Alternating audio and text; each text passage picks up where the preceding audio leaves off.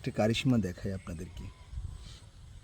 এটা হলো একটা পেঁপে গাছ, অর্থাৎ এই পেঁপে গাছটার এই অংশটুকু একদম নেই, কিন্তু এই জায়গায় প্রায় 50টা পেঁপে হবে, একদম ছোট ছোট, আর নিচে তো আছেই। অনুরূপভাবে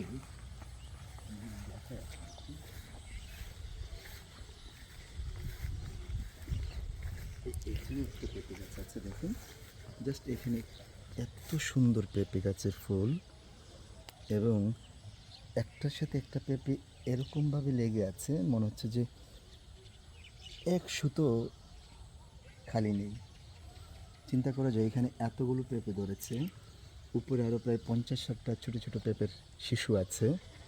এই শিশু পেঁপে যখন বড় হবে, নিচের যে পেঁপেগুলো আছে সব মিলে কিন্তু দেখবেন এই জায়গায় এই রকম হয়ে যাবে, প্রায় শতাধিক পেঁপে হবে। এটা হলো মহান সৃষ্টিকর্তার বিশেষ কারিশমা, মহান সৃষ্টিকর্তার বিশেষ রহমত। কারণ রহমত না হলে এই ছোট্ট একটা পেঁপে গাছ উপরের অংশটুকু ভেঙে গেছে হয়তো ঝড় বৃষ্টিতে, কিন্তু তার এই জাস্ট 1 ফুট জায়গায় অসংখ্য পেঁপে ধরেছে।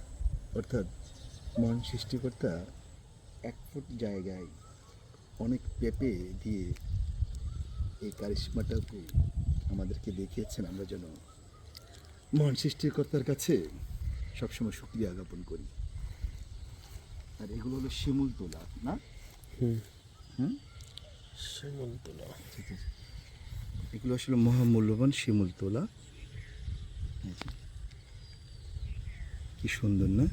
অথচ আমাদের বাজারে বা আমাদের যে কেনাবেচা হয়, আমি শুনেছি যে শিমুল তোলাকে নিয়ে দারুণভাবে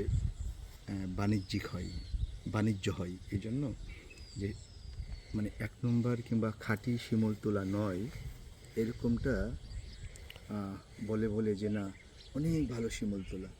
আসলে অন্য সাধারণ তুলা মিশিয়ে অনেকে বলে শিমুল তোলা, কিন্তু এই যে তুলাগুলো একদম হালকা, একদম পরিষ্কার সুন্দর, এগুলো হলো শিমুল তোলা।